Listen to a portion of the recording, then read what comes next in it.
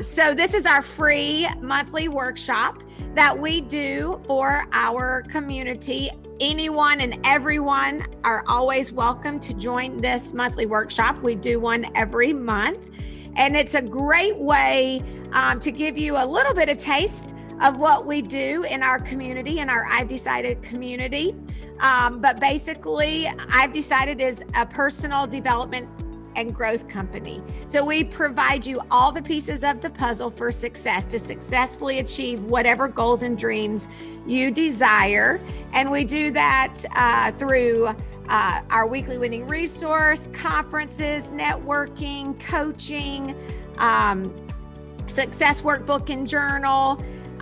We do all kinds of fun stuff to provide you all those pieces of the puzzle for success. And so this monthly workshop is one of those, and it's also a way for us to share what we do so that you can learn about our organization and maybe consider becoming a member if you're not already.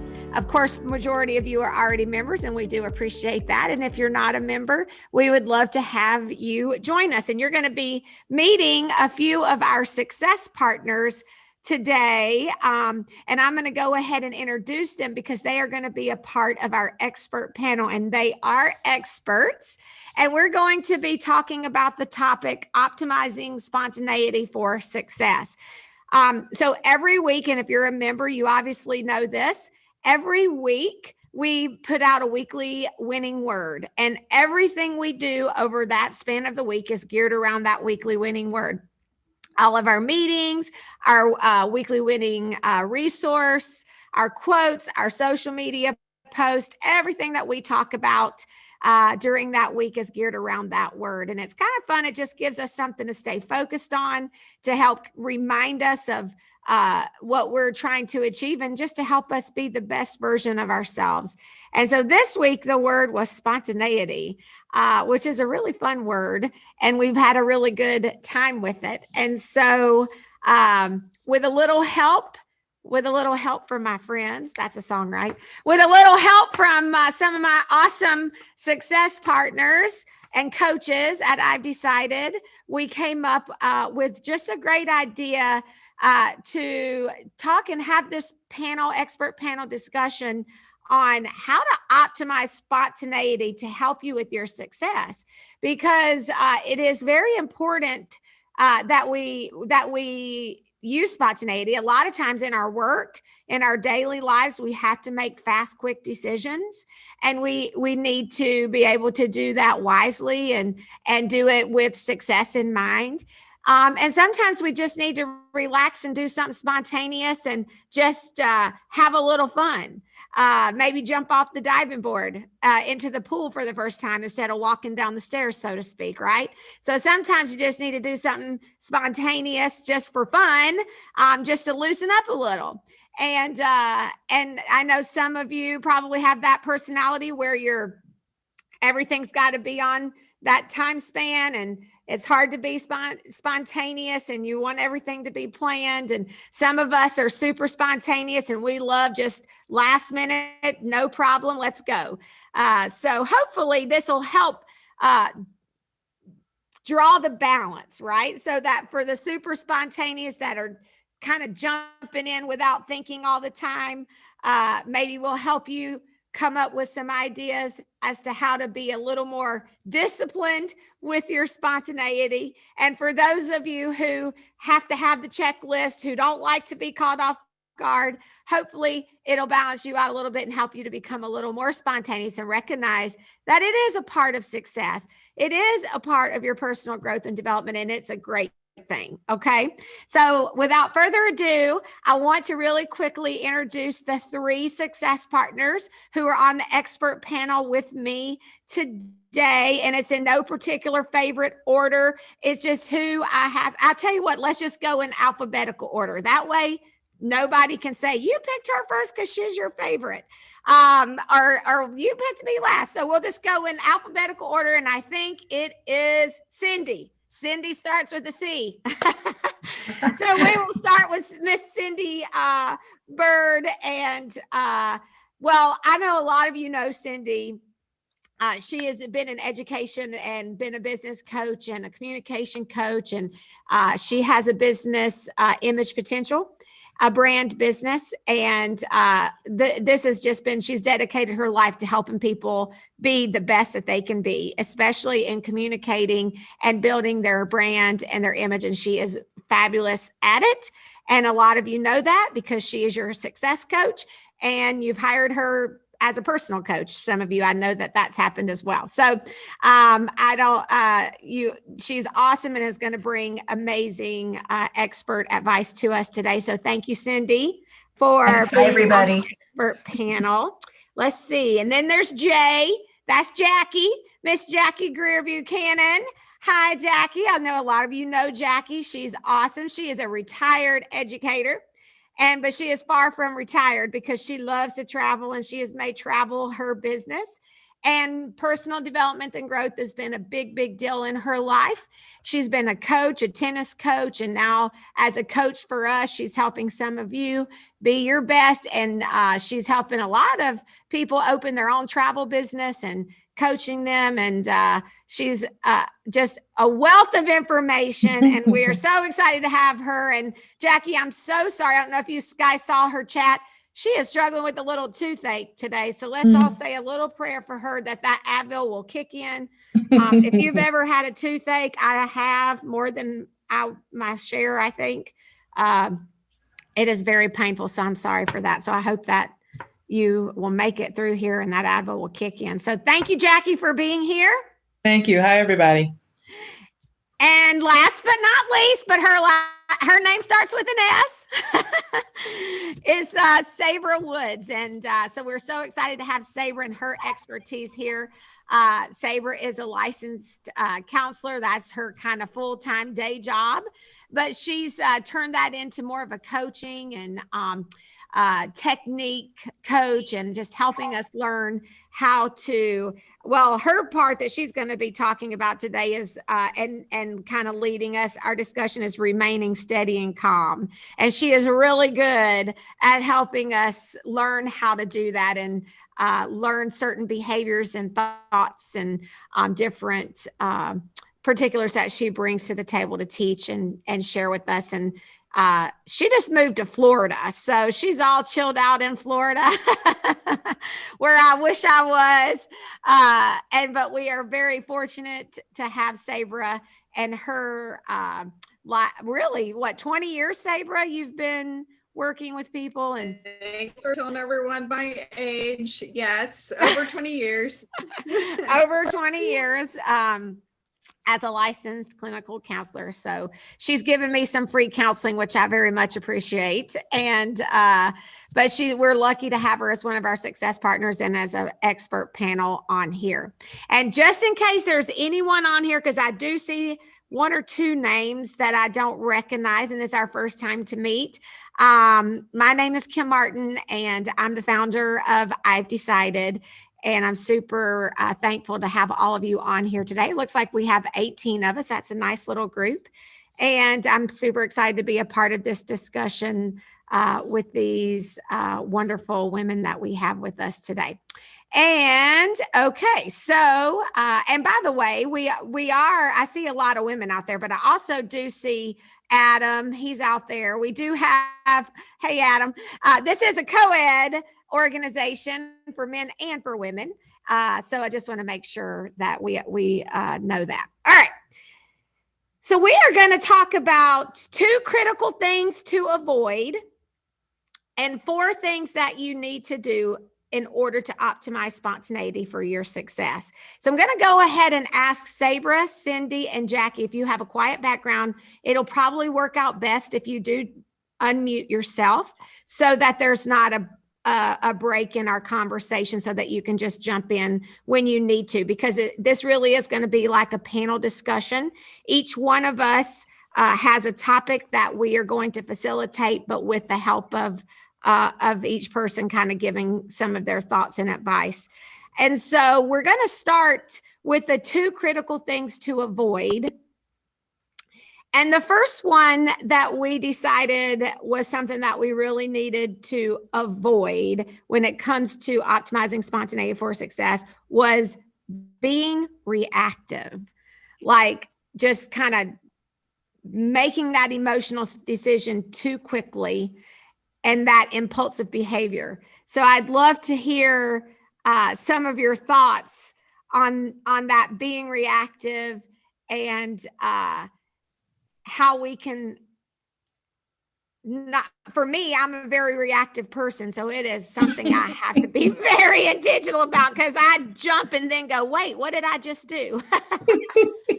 So help me and those like me understand how we can not be so reactive when it comes to being spontaneous or making quick decisions. Yes, Cindy. I'm happy to kick us off on this one.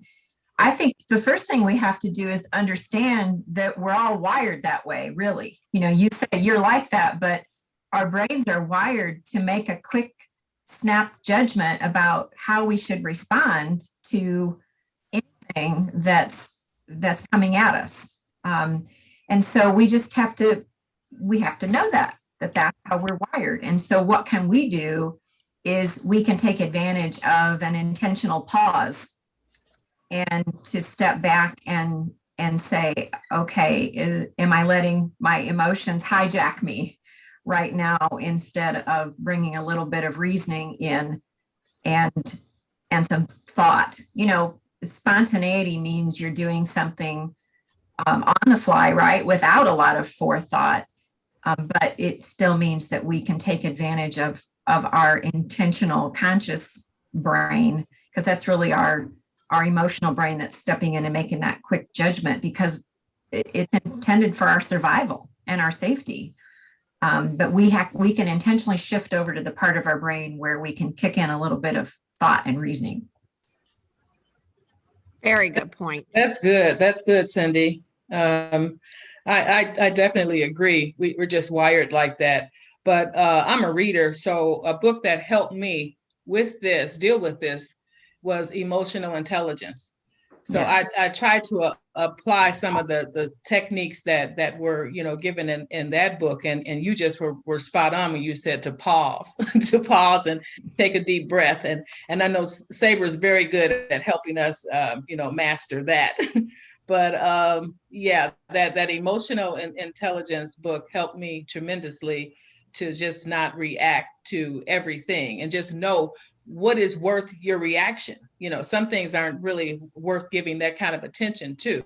So you got to be very, very cautious about that emotional, it just kind of gets you carried away. Yeah, we can recognize that we have a choice in how we react. That's right. You said something that I thought was great. I thought Sabra could probably speak to this. Is it worth it? Mm-hmm. Weighing that out. Yeah, you don't want to react and do everything, or people won't really know what's important to you. But I think there's something called the wise mind, which utilizes an equal balance of emotions and logic. And they say that's the best place to make decisions from. So I think that that's true. And really, I think people can be reactive when they're already emotional or already stressed. So we're going to talk about that a little later, I think. And Kim, it's like being kind of what you said, it's being self-aware of kind of where you're at and who you are and what's going on with you. I think we can be impulsive when we get caught up in other people's emotions and other people's stresses. So just, really kind of being your own self and staying on course, and always stepping back and kind of at least taking a deep breath. When we're stressed or highly emotional, we do not make good decisions. Our brain doesn't work the same. Chemicals are shooting out that don't allow us to be very logical. So super important to take a break and really think about what you're doing. I love that. Oh, the wise mind. Great reminder, Sabra, because when we are being spontaneous or using spontaneity, we still need to be wise. It's not making, those impulsive decisions that may not be thought out. So that I wrote that down. That was a keeper. Love that. I wrote down what is it worth? And I wrote down Cindy said, it's your choice. You get to make that decision. So even if you are having to make that quick decision to make a choice quickly, it's still your choice. You still have to think through it really quickly. That's good. Okay. Any other final thoughts there on being reactive before we move on to the second critical thing? Okay, awesome. So the second critical thing that you want to make sure you avoid is acting desperate. And I don't know about you guys, but for me, anytime I've ever acted out of desperation, it bites me in the booty. It never works out. We are not desperate. You should never seem desperate or feel desperate, even if things aren't going your way. But because when we make those desperate decisions, we get in trouble, don't we? Yes, I think we can all probably think of examples, and it's not a pleasant place to be. We all know that. And so again, it goes back to, our brain is in charge of our survival. And if our brain is telling us that something's threatening that, then it can cause us to feel more desperate at times, depending on the situation. I think your point of what is it that we feel when we are desperate is we feel as though there's absolutely no hope. That's my personal definition of being desperate, is when you feel there's no hope, and we can always find that hope. And we're going to share some great opportunities to look for that instead. And we talk about our 4 things to do, but I think your point about that it's never something that leads us to a good outcome if we stay in the desperation. If we shift and look for the hope, then we'll have an opportunity to move past that desperation. Mm-hmm. It's never as bad as it seems, right? That's what happens. We start to feel like, what's the little chicken? The sky is falling, the sky is falling. Kind of that old thing that your parents always said, like, this will pass, and everything does change naturally, even if you don't do anything. So I think it's just trusting that you can just not force anything and allow yourself to have those feelings, and kind of, again, step back and wait for things to naturally shift a little bit before you act on those feelings, because yes, what you're acting on and what you're putting out tends to come back to you. So we want to be careful about that. I know for me, self-talk comes to mind for me to continue to, have that conversation with yourself so that you don't move into that desperate zone, so that your decisions are based on logic and experience, and you can stay away. But you have to consciously tell yourself that, hey, I'm not, because it's real easy. It's easy to say not be desperate, but you never know what's going to come up to cause us to feel that way. But to practice that, okay, I'm going to make a sound decision here. I'm not going to move into that zone. Or, okay, just things that will self-talk that will calm you down to keep you away from getting into that space that you're making decisions based on your emotions. I don't think we take self-talk as serious as we should. It's the person we're listening to all day. We talk about who are you hanging out with, right? You become like the 5 people you hang out with the most. But the person that you hang out with the most is yourself. What you're saying inside of your mind is making an impact. It is triggering your brain to make decisions based on what you're telling yourself. I think, Cindy, you said in the beginning when you said your brain is in charge of of keeping you comfortable, keeping you alive and going. So what you're telling your brain is very important. That's a very good point, Jackie. Your self-talk, what you're saying. It's the ability to respond instead of react. And absolutely our thoughts create the intensity of our emotion, and then we're going to follow that behaviorally. So the thoughts, self-talk is extremely important. Yes.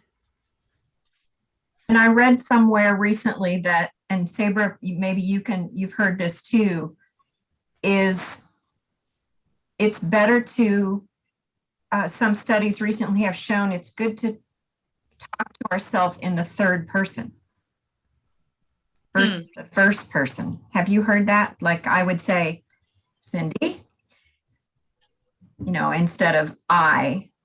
So if anybody's interested in that article, I can probably put my hands on it if you contact me through I've Decided. But I read that just recently. Just thought that was an interesting. That's interesting. About how we, the self-talk. So most people who are using like affirmations, they're using I am statements. Right. Sometimes when people are at a point where they can't talk to themselves the way they need to, I will say step out of yourself and pretend like you're talking to your sister or your best friend or your children or whatever they can relate to, if they aren't able to kind of really do those I am statements. Makes sense. Yeah. That's a good point. It's so funny because I laugh at my oldest daughter all the time. She'll be like, Kinsley's tired. I'm like, why are you talking about yourself in the third person? So I'll have to let her know that Cindy says that might be a good thing to do. We often talk a lot worse to ourselves than we would ever say to anybody else too. So that's a check to kind of say like, would I actually say this to somebody else? And or if somebody said that to me, I would probably defend myself, but yet in your head, you're beating yourself up. Your thoughts and what you say are so important. And I think that we even read that in scripture, capture those thoughts immediately. And when something pops in your head, and it's all, the word ruminate, right? That's a psychology word. Well, it's actually from cows because they chew on the cud. They're ruminating. So cows are ruminators. Human beings are not meant to be ruminators, but because we will ruminate on a thought over and over, it's become a word that we can apply to human beings.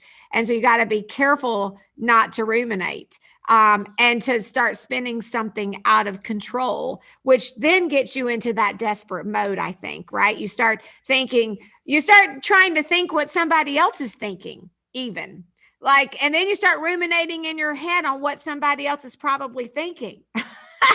And that's like the worst thing we could ever do, because you're now putting your paradigm on somebody else who has and they're probably not even remotely close to thinking that. So you can start behaving very desperately if you're not careful as to what thoughts and what you're saying to yourself. Those were good points. And just again, when it comes to out of avoiding acting desperate, just make sure you keep reminding yourself it's not as bad as it's usually not as bad as it seems.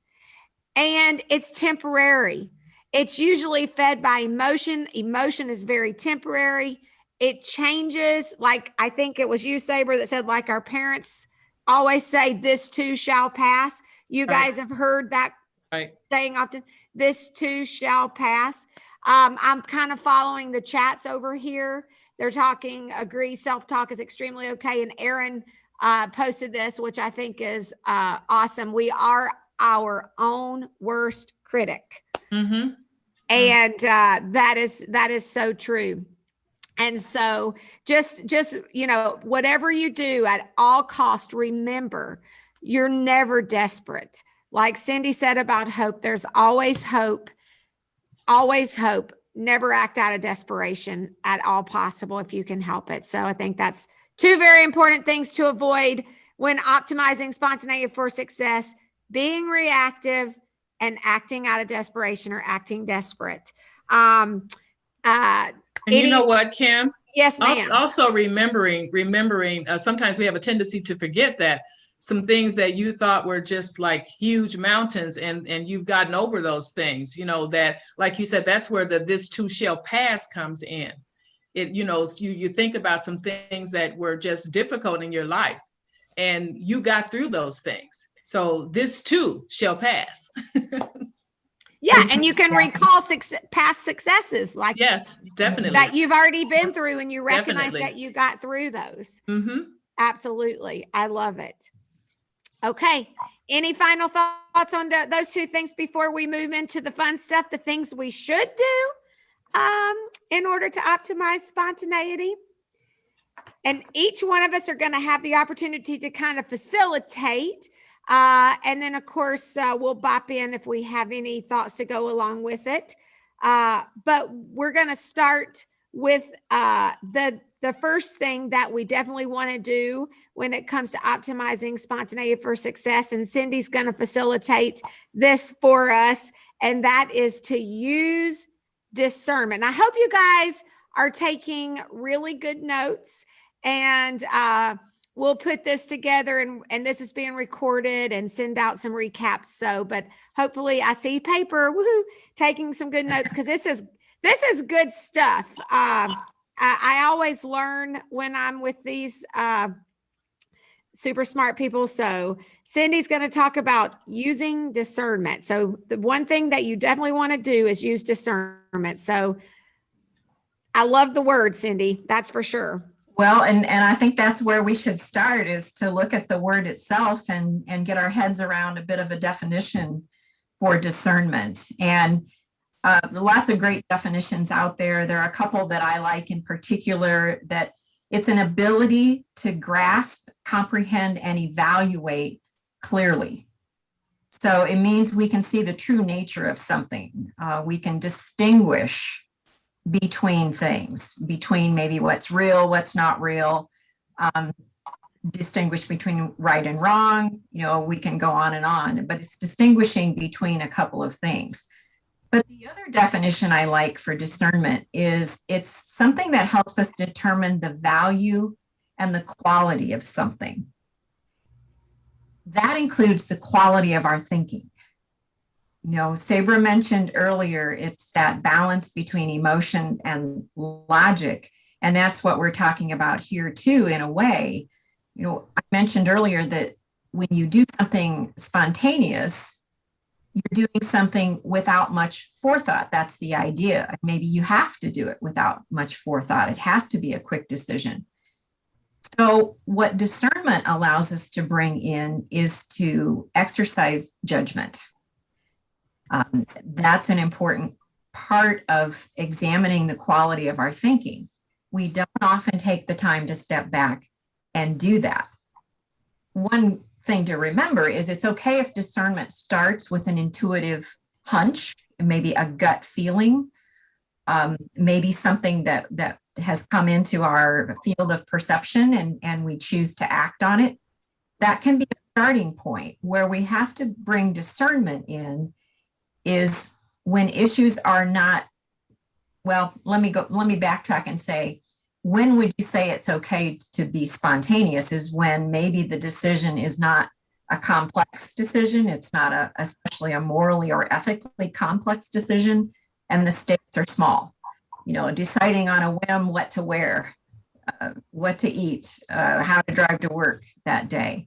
Those are things where we would use our discernment to say, that's not a morally or ethically complex decision. The stakes are small.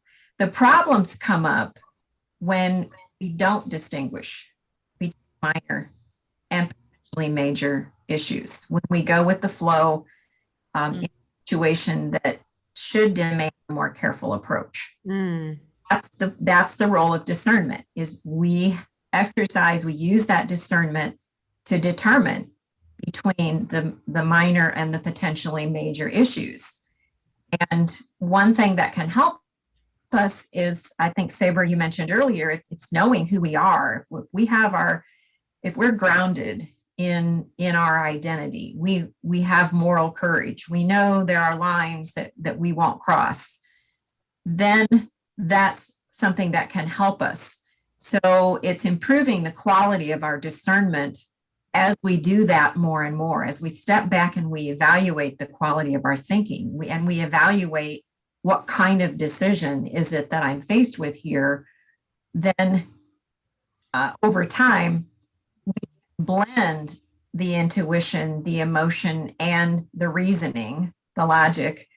We can use all three of them in a nice harmonized way to inform what should we do moving forward. So that comes with experience, right? As we grow in our experience in exercising discernment, then our ability to do just that grows stronger.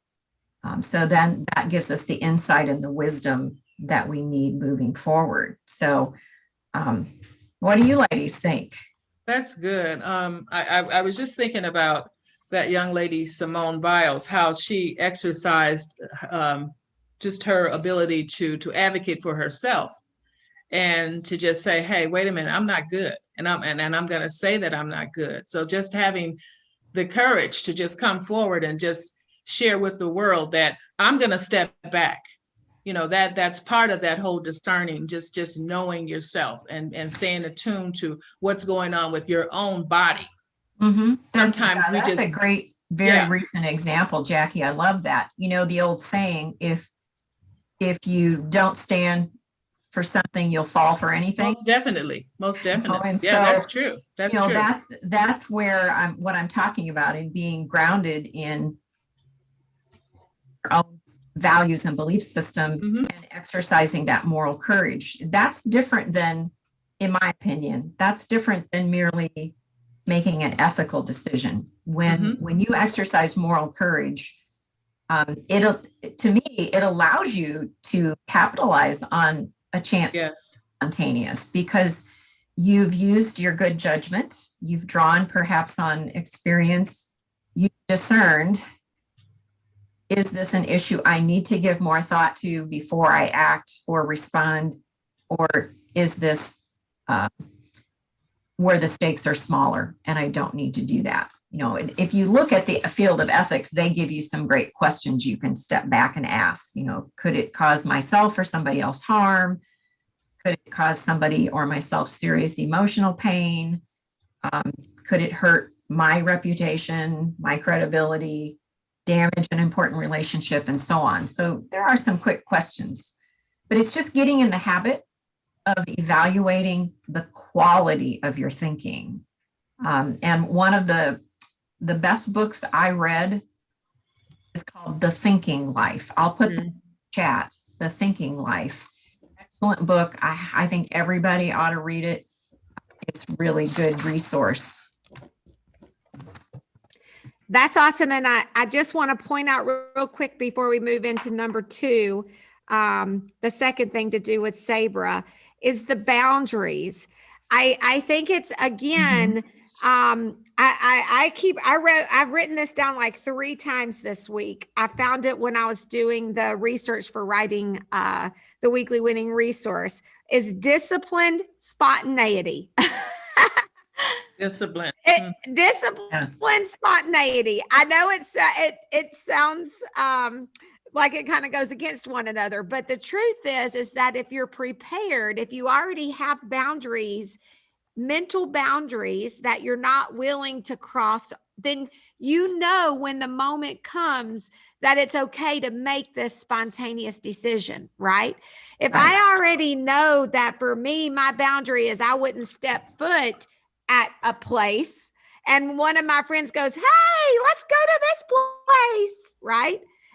I don't have to be it's okay for me to say that is not it's a spontaneous, it sounds fun, but I have a boundary. I already know that the answer to that, if it ever comes to me, is a no, right? You're already, it's kind of, or I think about, or even using like for my teenagers going out on a date. if you're going to go out on a date with someone, sometimes a date can be spontaneous and that's fun and exciting. But you got to have your boundaries over what type of person you want to go out on a date with, right? Mm-hmm. You're not going to just spontaneously go out with any free willy-nilly.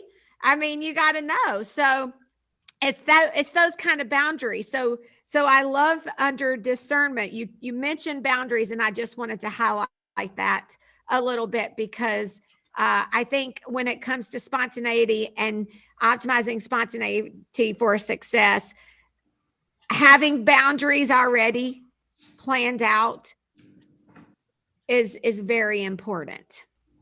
Right. I check with one of my, well, she's my high school best friend and my roommate, and she's my roommate for 4 years in college. She sent me some information. She wasn't able to get on, but she just says that, like you said, the discipline is a factor. Discipline is a factor, and being flexible. So she said that. So planning the time, she plans the time when she can be spontaneous. And you're going to talk about that in just a minute. So let's go into number 2, which is remain steady and calm. So you want to use good discernment and you want to remain steady and calm. And I don't think there's a better one of us that could talk about being steady and calm. When I think of calm, Sabre always pops in my mind.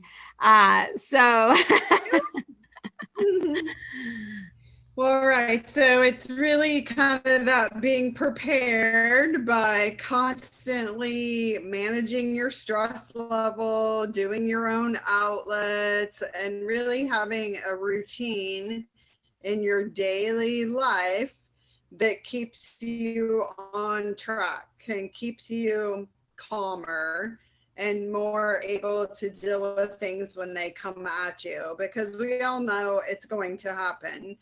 Like, things are going to come at you. So you do want to be prepared. And it really is dealing with things that you've been through and kind of letting them go. And it is keeping your stress level low, doing your outlets, knowing yourself, and really every day having your time to self-care, be calm, keep those stress chemicals low, so that you are making good decisions and responding to things and not reacting because you're already at a high level of emotion or stress. And just to be aware that if you are going off course, that you don't keep going that way and you course correct and pull yourself back. Whether that means you talk to somebody or get some help or do an outlet or whatever that means, that you care about yourself and know yourself enough to do that, and you're staying calm, collected, and in your day-to-day life, and being in the present, so that you're ready and able to respond to things when they come at you, both good stuff and hard stuff to go through. You said something when we were discussing this the other day. You said people forget to what just do you breathe. guys think about that, ladies? Yeah, I feel like I'm echoing. Are you guys all hearing me Yes. clearly? The one thing you all do is breathe, and Yes. we always do breathe. So some things can come. Yeah. We can always take a breath no matter what is coming at us, and keeping our ability to think clearly. And deep breathing all the time is really important to keep those chemicals and thinking more rationally. Sabre, I like what you said when we were talking about this the other day as we were planning today's session. You said remaining steady and calm actually increases our ability to be flexible. Mm-hmm. And so it actually, it helps us obviously to go with the flow in those moments when we can, because we're not getting caught up in the emotions of it. We're grounded more so. And it kind of goes along with what you were saying earlier, right? It's that balance between emotion and logic. I know as an educator in the classroom and as a speaker and an educator out in the business world too, I know I've had to think on my feet, right? We've all had to think on our feet. We've all had to maybe shift gears. But I know if the dynamics in the classroom were going one way and I hadn't planned to go that way, I've got to figure out how to shift. And if I'm all caught up and I'm not remaining steady and calm, then I've lost control of the classroom. I've lost control of my thought process. A lot of things can go south there. So that's one thing I love that you shared with us about this remaining steady and calm, that it actually allows us to be more flexible in our thinking and then more flexible in our behavior too. Absolutely. Yep. And just taking that moment. It's okay. I think, Jackie, you might have said this. It's okay to just take a moment. It's okay. You usually in any decision, you can find a moment. You may have to make a quick decision, but there's always a little moment that you can just take that step back and try to look at the big picture. Yeah, and just knowing what it is, what it takes to, what your calm is.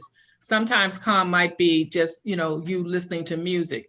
Other times your calm or relaxation might be to take a walk or to listen to meditative types of music or whatever, whatever that practice works for you, just knowing what it is, what it's going to take to calm you. How does that work in your life? What kind of time are you spending to make sure that you're getting the adequate rest or just what do you use to calm yourself when you need it most? Absolutely. And just to end, sorry. I was just saying this, making that a priority and putting that in your schedule. And, we're going to talk about some of that flexibility. The more stressed and anxious and busy we are, the more we don't do that. So we really have to make that a priority and do those things like Jackie was saying to keep us on track and keep us on course. And a couple of things that you do, Sabra, that I know because I've taken your classes before. You do like sound healing. What are just name a couple that people can look into that can be helpful. We did sound healing, and you did like the musical bowls or something. Right, sound healing, with vibrational healing, relaxation techniques. Energy healing, hypnosis, which kind of plays to some of those thoughts. So those are some kind of practitioner things, but we all have little things that calm us and distress us. And if things aren't working or there's a buildup of stress, really kind of getting some tools and some things out there, some people that can help you and participate in some of them. And there's a lot of resources available in the community, things for yourself that work for you. There's apps, there's YouTube that have a lot of those things on there too. So it's that mindfulness and putting it in your schedule and making the time to make it a priority for yourself. That's right. Making yourself a priority. Remain steady and calm. Okay. So the third thing, and I really want to I love those of you that are putting in the chat. Judy says success can cause you your success or your ruin. It's important to make sure your self-talk is talking you where you want to go. Very, very good point. I think I might be echoing, Sabra, into your phone. I'm not sure if it's a little delayed there, but and then Cindy put in there the thinking life, and Ruth loves that statement. So that is the chat box is a good place for you guys to have, if you have any points or questions or thoughts, put those in the chat box because we love to kind of highlight those along the way. And it's a great way for you to get your thoughts out so you don't lose that. And of course, we'll end a couple minutes before 3:30. So if you have any last minute thoughts or questions, you can do that at the end as well. But just the chat box is a great way to kind of stay involved and to get those thoughts off your mind while they're there. Because if you're like me, they'll disappear in about 1 minute. And then you'll forget what you wanted to say. So the third thing, we've been talking a little bit about this. It's been highlighted already. And for you planners, you're going to love this one. The third thing that you want to do in order to optimize spontaneity for success is to pencil it in. Pencil it in, write it in. And Jackie's going to kind of lead us in this one. You were talking, Jackie, a little earlier about plan and prepare. Yeah, penciling it in. I think I was sharing with you that one of my roommates had just sent me some information on just discipline, the discipline that it takes to be spontaneous. And it takes planning, the planning time to be spontaneous, planning the time, getting the time in there, putting the date on there. But for spontaneity, the reality of it is means just planning and making decisions in that moment. You know, I just got back from a pretty neat family trip where we were going to Florida for a wedding, and that wedding changed into a girls' trips for one of my daughters, and also an anniversary / Magic Kingdom visit for my granddaughter. So those kinds of things, you know, having the schedule, having it down, picking a date so that you can maybe utilize some time and be spontaneous in the moment. And we took advantage of that. It led to a very successful trip for us. But travel is, you know, travel will do that. I mean, just to be able to pencil that into adventure, something different. We had a young lady who had never, ever, she was so afraid to take a plane ride. She was just so afraid. But she finally made a decision that I'm going to do this. And so she picked the date. The date was there.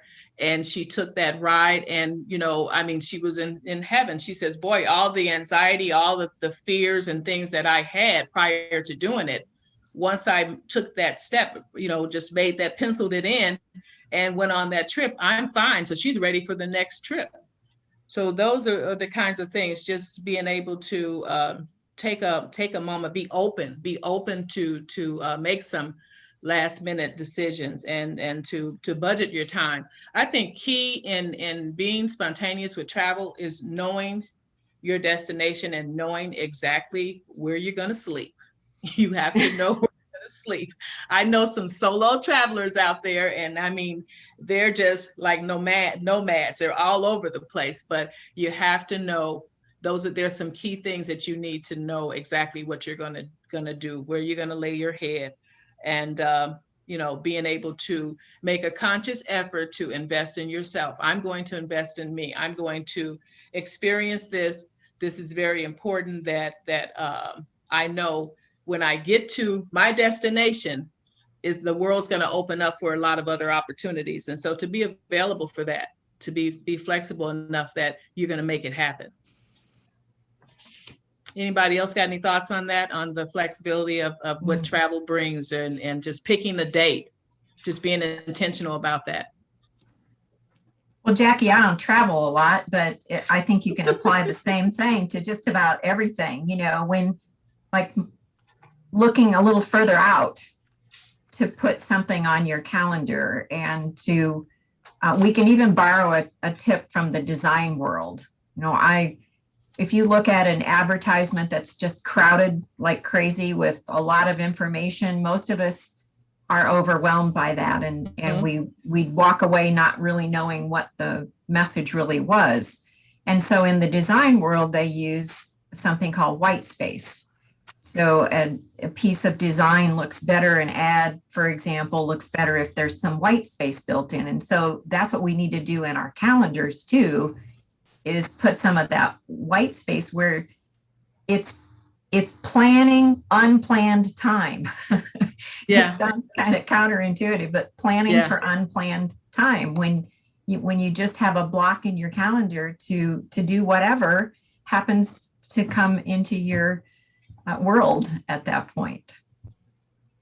So that's how I've looked at it. I used to teach workshops on time and self-management, and I would ask people to take out whatever kind of planner they had with them or calendar, and I'd say, so is there any place in your calendar where you've got a couple hours blocked out and it says simply reflect? Mm-hmm. And they'd laugh at me, That's like, good. well, no, and that's silly. And I say, what's silly about that? If you don't block out the time, it's not going to happen. And protect that time as well as much as possible. So I think the same concept works here. And I love your travel examples. Anybody else? Saber, you're muted.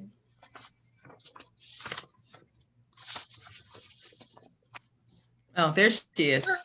I don't know how that happened. I think you gotta start where you're at. If some people are very uncomfortable with that downtime, and so if it means 15 minutes a day, then that's where you start. You can always reflect on your day. Okay, what are the things that were great about my day? What are the things I'm grateful for? Or you can have that kind of planned spontaneity, like doing it within a planned structured time. So I have an hour. What am I going to do during this time? Because it really does make some people anxious and they're used to being busy all the time. So kind of starting where you're at and building from there. So good. Great point. I think about procrastination. I don't know why that popped in my head. I think that we can even procrastinate being spontaneous. We can procrastinate and not make a decision. It's like you need to make a decision, right? And you want to be spontaneous. You're like, oh man, should I do it or not do it? And then you just sit around and procrastinate. So I think if you force yourself to pencil it in, then you won't procrastinate as much. You've got to plan for it, so this is for you planners out there, for you that are procrastinators, you gotta write it in your book. Or if the other thing that pops in my mind is, if you're a workaholic and you're working all the time, you got to pencil in some time for yourself. You have to put an X through a day and not put anything on that day and have that day that you're just going to spend on yourself. So, I think that penciling it in can help with all of those things. Great points, guys. So far we have discernment, use discernment, remain steady and calm, and pencil it in. And the last thing that we're going to talk about, and I'm going to kind of facilitate this one with a little help from my friends here. And then I'm going to just kind of go through this and then ask you guys to share some of your aha moments. And let's see, Dee is posted. She goes, I agree. Block the time and protect it. Protect it. Yes, I love that. Even for a short walk, petty manny, read a book, whatever it is that you like to do. And she said she started the procrastination during COVID lockdown. I bet that's happened for a lot of us. Thanks for sharing that. Jaria says she catches herself procrastinating spontaneity. This is an aha moment. Awesome. Yeah. Isn't it amazing that we can do that? So do I, Jaria. And as you know, I like to think I like to be spontaneous, but I saw Joe hop on a little earlier, my husband, and he would probably say, I get anxious if the plans change. Like once I got a plan, we better stick with it, because if something changes, I get all out of whack. It can put me in a tailspin and ruin all the fun. And so to some degree, that's not very spontaneous nature if you get all out of whack just because you decide to go this way. I tell Joe, why are you going that route? That's not the route we usually go. And really, is it that big of a deal? But so I love that. All right. So the fourth thing that you want to do is you need to look for advantages. Okay. And I think this is something that we forget to do. We forget to look for those advantages. And what are advantages? And I love, Cindy, that you used the definition of discernment. And so when I looked up the definition of advantages, this is what I got. It's a condition of circumstance that puts one in a favorable position. I love that.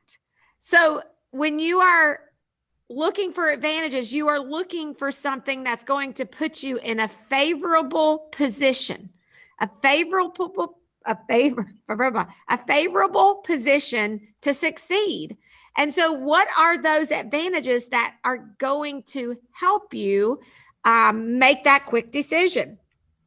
Obviously, there's resources. What are the resources in your pocket? You want to look for inspiration. Where are you getting that inspiration from? I love that, Cindy. I think you brought that up in our meeting, as inspiration is so important in order for us to make those good decisions. And then, this is the part that I love to talk about, because our success partners, our coaches, are really, really awesome. And having a coach can be a life changer for you. If you are struggling making decisions, if you're not getting where you want to go, if you have things that you want to accomplish, but you keep putting it off, that's a sign that you need some accountability, that you need some support. You need some advantages for yourself. You need to put yourself in a favorable position. And so you want to seek that advice. The smart people around you, the people that you know, can help you. When I talked to Sabra, my sister passed away on June 22nd. And I think I talked to Sabra maybe a couple weeks after that. And a friend of mine, just like only about maybe not even a week or two, one of my friends lost her 17-year-old daughter, the same age as my daughter, in an automobile accident. And it like put me over the edge. Like it just messed me up really badly. I was upset. I was crying. I was emotional, frustrated. I felt very paranoid. Like I felt like everything bad was going to happen. Like we were driving to a softball tournament in Chicago, and I'm like, watch out for the truck. Like I was just like freaking out. And I happened to be talking to Sabra, thank the Lord, because she was able to help me understand what I was going through, and to kind of help me calm down, and to remind me that it's okay to have compassion, but it's not okay to take on somebody else's pain. We want to be compassionate and feel for people, but we have enough of our own pain. It's not our responsibility to do that. And that can start, a little bit of that. So having someone that can seek for advice when you need it is so, so important. And I think, that's a huge piece of the puzzle for I've decided, as a member of our community, getting all those pieces of the puzzle, having those resources, having those tools, having that inspiration, and more importantly, having that coach, that weekly group accountability. It's that accountability session where somebody's saying, hey, what are you doing this week? Hey, did you take care of this? This is what you said you were going to do. Not judging, just reminding, just encouraging, that nice encouragement. And that's what you get as a member of I've Decided. And most of you are members, and we're grateful for that. If you aren't taking advantage of having a weekly success partner, that group accountability, you can upgrade your membership to a Launch My Success membership. We'd love to invite you to do that. And if you're not a member of I've Decided, if Kurt was here, he would say it takes 2 minutes to join. 2 minutes. You go to ivedecided.org and you can become, if you sign up as a Launch My Success member, you get access to everything that we have to offer, all of our conferences, free access to our conferences, networking, and that weekly group coaching, which is so important. But those are, looking for those advantages, looking for those circumstances that are going to put you in a favorable position to succeed. So make sure you look for advantages. You guys have something you'd like to add to the advantages, Cindy, Jackie, Sabra? I think just to say inspiration can be found in so many places. Part of that is just being in the moment and being perceptive, picking up on when that inspiration is there. You can seek it, absolutely, but I think also it has its own spontaneity, in my opinion, that oftentimes I'm inspired by just something out of the blue, and just being open to that is important. Mm-hmm. Yeah, I think you have advantages if you have resources and you're connected, you're hearing other people's stories, you're sharing and connecting as humans, and that really gives you an ability to cope and be able to have those inspirational moments. And just making a decision to stick with your plans, but make a little room for some spontaneity. Make a little room for that. Plan room for that. That's a great note to end on. Stick with your plans, but plan for some spontaneity. So then you're sticking with your plan. You're still sticking with your plan. You're just planning for a little spontaneity in there as well. I absolutely adore that. I have loved this conversation so much. I hope that all of you have taken some good notes and got some good points. And we've got just a minute or two to hear from a few of you. If you've got any highlights, any thoughts you want to share, any points or any questions for any of the coaches that are on board with us. They're not all here. We're missing them. So, but these 3 success partners, if you have any quick questions for them, please unmute yourself. You can post in the comments. You can certainly unmute yourself and share. At this point, we'd love to hear. We love the kudos. I invited Judy Harris Van Dyke, and I call her the queen of spontaneity. She doesn't think that she is, but she's been very successful with that, and she's helped to lead us through. We have a team of 100 and families who. And it's just been an amazing journey. So I'm not sure if Judy, are you there? Did you leave us? No, I'm here. Yeah. And the thing that I look at is the challenge of, they were speaking about, all of you were speaking about, should I say, when you were talking about how it was a challenge. And the challenge of finding time to just be spontaneous or to stop, to breathe, I'm very challenged with that. If I'm sitting around, I'm feeling like I'm wasting time. And it bugs me to no end. I have found some time here lately that I actually sat down and watched TV with my husband.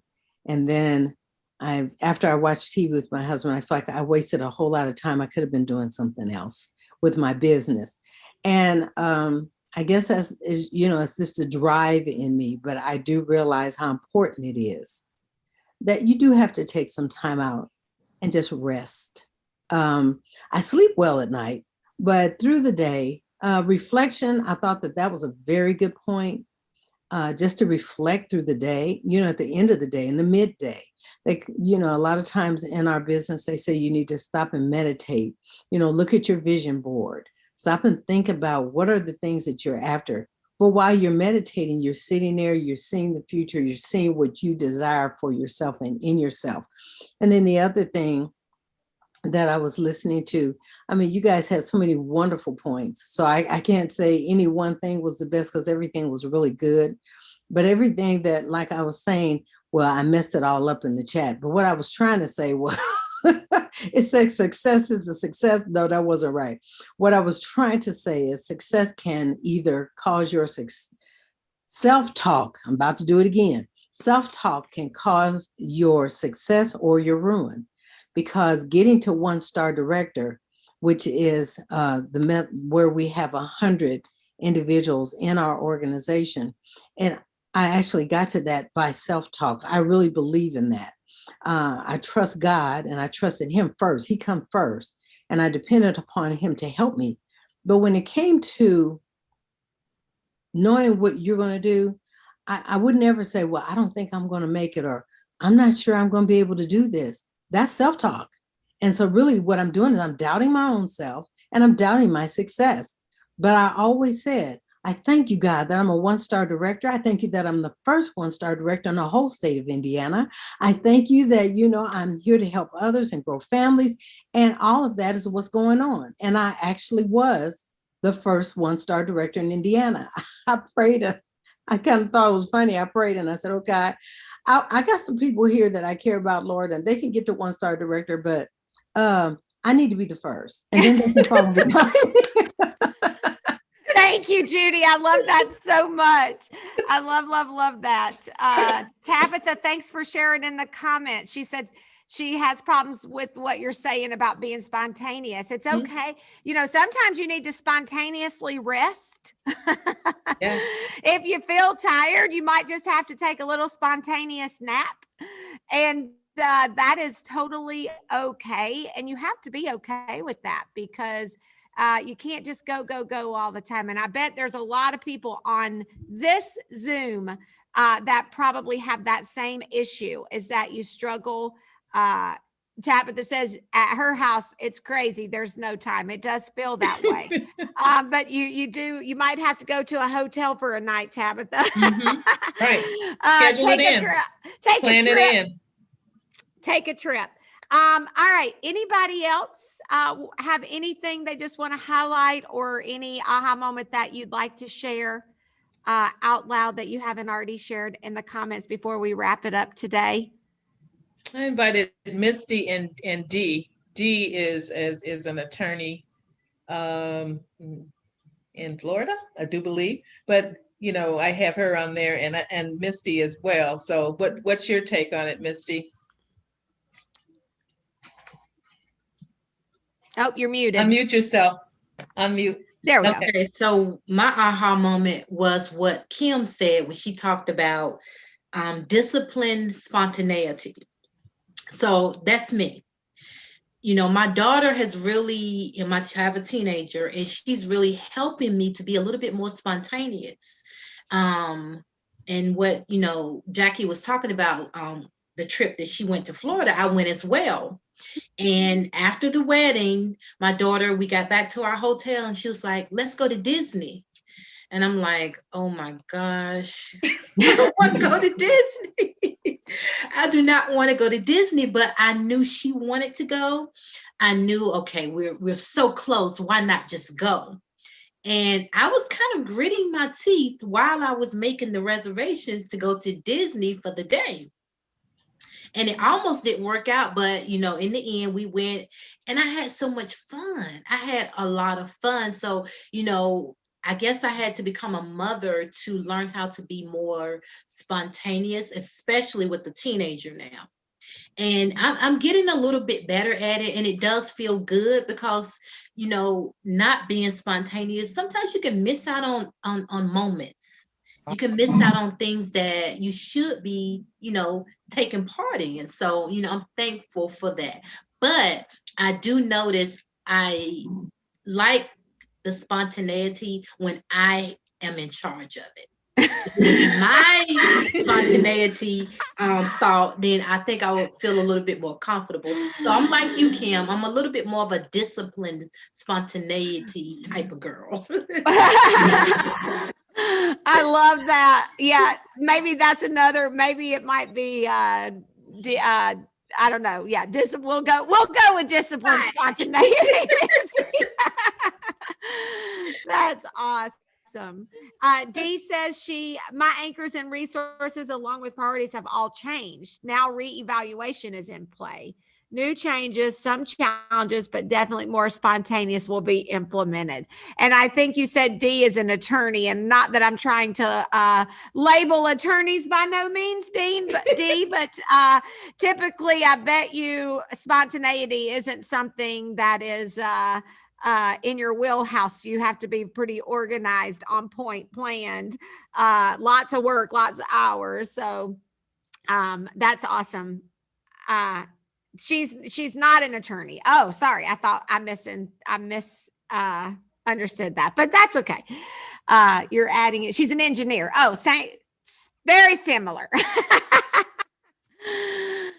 Awesome. Well, we kind of ran over a little bit, but I'm having so much fun. And this is my favorite part, is hearing from you guys and just seeing some of the thoughts and sharing.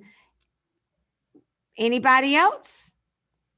And if you need to get going, by all means, it's the time, we're over time. So if you need to hop off, I don't know if you guys saw Jaria. She loved it. Thanks to all. She'll be seeing us soon. She had another meeting. So anyway, any last minute thoughts, guys? I thought this was really great. Okay. Again, Cindy. Just thanks for the opportunity to share. And thanks, Kim, for putting this together, and thank all of you for participating today. Great to see everyone. Yes, and for all of our members, the challenge this week was to participate in this workshop. So I think Kurt will be excited. I think I know he had a couple of his guys on here, so he'll be excited. They got their job done. Good job, Adam, getting your weekly challenge done. So that was a weekly challenge. So all the members got their weekly challenge done. So that's awesome. And if you're not a member, again, we'd love to have you join our organization. One of the pieces of the puzzle is contribution, a place to contribute, to give back, to help, to encourage, to share your information, to help someone else. And also we contribute to PUP, People with Unlimited Potential, which is a school for young adults with some disabilities and we've given them almost $20,000 now. And so as a member I've decided 10% of your monthly membership dues goes directly to PUP. So something good to know, I think, very important. Bye, Kimberly. Thank you. She says she's gotten so much fun from today's program. She has to find time to plan and pencil it in to stay on track. She intends to be very spontaneous. That's awesome. Thank you, Ruth. Thanks for joining. And thank you to all those that might be at work that were just listening and really couldn't participate a whole lot, but you did hop on just to participate and be a part of the group. We appreciate that. And hey, it's Thursday. It's Friday Eve. Woo-woo! Have a good day, everyone. And reminder, next Thursday, a week from today, is Community Networking and Learning, 8:30 to 10. It's first Thursday, so we'll see you there, okay? Bye, you guys. Thank you, guys. A lot of fun, Kim. Thank you very much. Talk to you guys soon. Okay, bye-bye.